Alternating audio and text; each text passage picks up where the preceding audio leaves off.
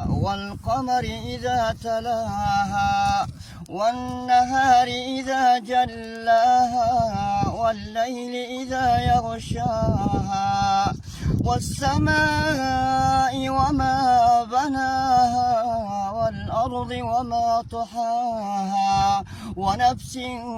وما سواها فألحمها فجورها وتقواها قد أفلح من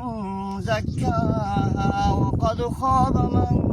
دساها كذبت ثمود بطغواها إذ انبعث أشقاها فقال لهم رسول الله ناقة الله وسقياها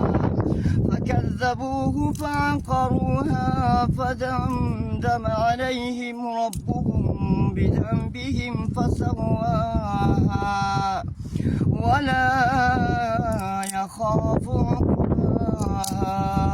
صدق الله العظيم.